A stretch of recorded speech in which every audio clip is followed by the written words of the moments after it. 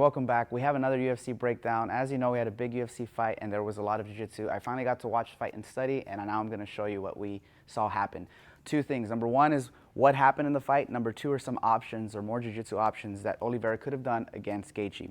So first thing, they're in their striking stance. Gaethje, right before the takedown, Gaethje throws a low leg kick. Oliveira checks it, gets him with an overhand right, sits him down, and then he's able to start isolating the hook.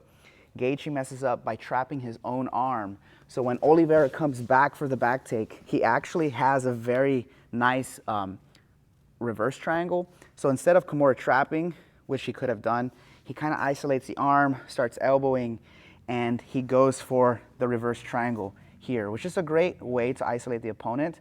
In the next video that we're going to post, we're going to see some options for a reverse triangle this way. And you can tell the difference right before getting into it. If I lock it up, Fernie can talk, right? It's very easy to speak right now. As soon as I go back the other way, talk. That's not so easy. Because my leg is on his carotid, it really disrupts that flow. So this is a very good way, easier way to choke. Anyhow, in that next video, we'll have Professor Luis kind of talk about some details. He goes this way. It's not as strong. He's still trying to finish, and Gaethje's able to scramble out. When he scrambles out, Oliveira comes up. They actually come up all the way to their knees, and he pulls them back down and gets a body triangle here. And from here, it's kind of over. He's able to isolate, control the arms, and then finish the rear naked choke and continue to do really well. So in this next video that you'll see by Professor Luis, he's going to talk about options that you can do from that reverse triangle. And it doesn't mean it's better, it's worse. We're trying to show you more options you could do in jiu-jitsu.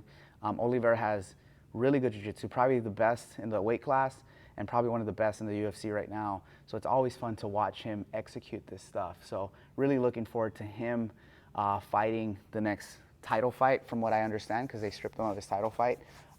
But it was really good jiu-jitsu. So stay tuned after this so you can see some other options he could have done from the reverse triangle. Okay, guys, so let's start from the Kimura grip on Tony's back. So one thing, as you notice here, this happened the setup in the UFC fight was different. You know, Charles knocked the guy down, okay, but either way, they fall in the same position from the back attack. So usually what happens here, when you have this control, some guys, they try to beat this hook here. So Tony tried to, yes. So what do you do? So I just escape and come back with the legs, okay? But what Charles did, I won't say it's a mistake, but it was his strategy. He connects a kind of a reverse triangle here, okay? It's not that good if the guy is strong, because usually Tony will push the legs and scramble, So let me show how you do the same setup but in a better way. So when you have this leg here, this can happen in multiple scenarios. Like I say, I'm here, Tony try to push my hook, and I do that, okay? Or even when you are going for the armbar that Tony showed, if instead of going to the armbar, I bring this leg here over, is good. Once you have this leg over, now I'm gonna change my hip side. Why? I want to bring this leg here, doing this triangle pressure, okay? So why I change? Because I need to put pressure on this shoulder. Like a triangle, I need to smash kind of his neck. So I will change the hook here. Some people won't tap, okay, from here. Okay, if they don't tap, what you can do? You can start to pull the other arm and make him tap. Pull the head, will be like a neck crank. But what I like to do, I prefer this because I like to attack the arm. Okay, you can start to pull his arm here. Will be like Americana. The guy don't tap. Okay, will tap. The guy is very strong, he's not tapping. I'm gonna look for his leg here. Boom. Okay, so one more time. I'm trying to make very loose. So same time, okay, even if you're going to the arm, I just use this to cover, okay? Or the scenario as Tony was teaching, okay, even like remember Tony to say, hey, let's stretch.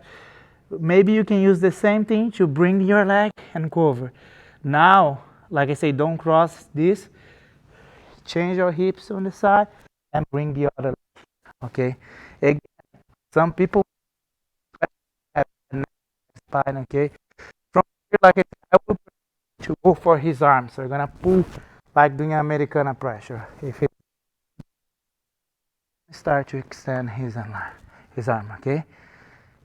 Or you go for his leg, okay? Especially guys, long leg guys, they will try to scramble and you're gonna see his leg and just pull and finish the position, okay? But I mean, here is very tight pressure, okay, guys? Any questions?